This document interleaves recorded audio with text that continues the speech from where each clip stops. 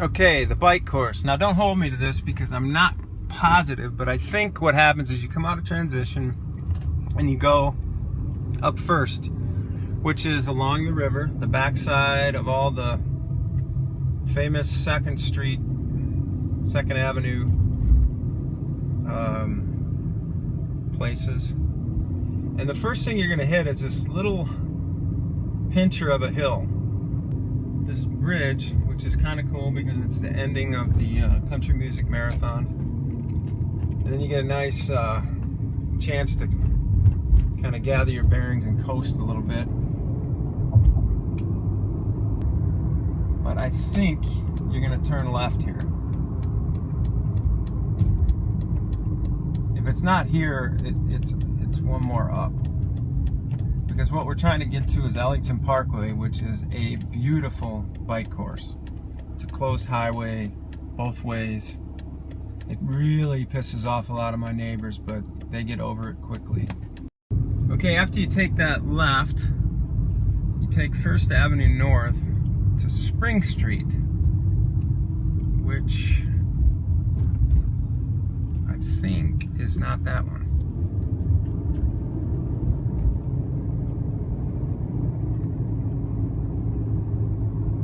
Now, this is a little bit inconsequential because the bulk of the whole race is on Ellington Parkway, which is a beautiful ride, as I've mentioned, and how you get there is like none of my business. So after you take that left at the bottom of the hill, you hammer it down. It's a little bit bumpy, all the way to Spring Street. And then we take this right, which will get us to Ellington Parkway.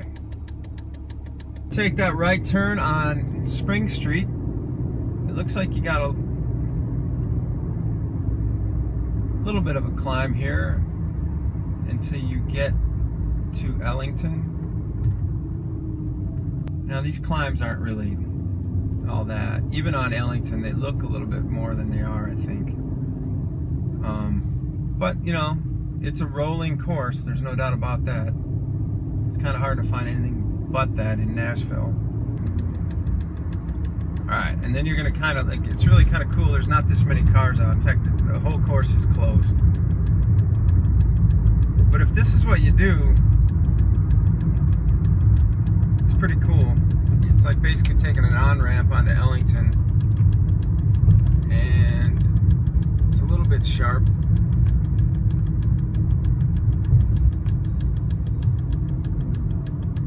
And then you get on to the highway, and right away you've got a slow, long, steady climb. And right here is when you hit nice pavement, and it's super smooth all the way out and all the way back. It's about, I think, 7 miles out. Wait, 6.5 miles out or something. And it's still climbing right here. But you'll get to reap the rewards of that later on the way back. Speed limit's 55, so keep that in mind.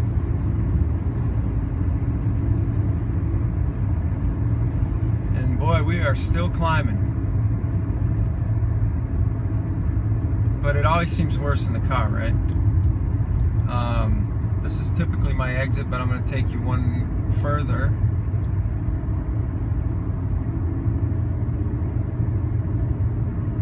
Until we get to Trinity. That's where I'm going to take off because I got to get some lunch.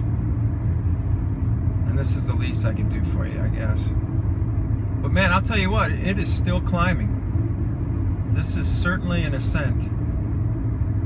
The first,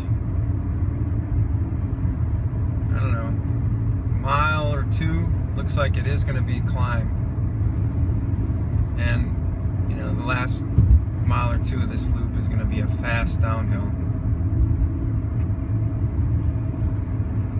So, coming up on Trinity Lane, and basically what this thing does is it just keeps going out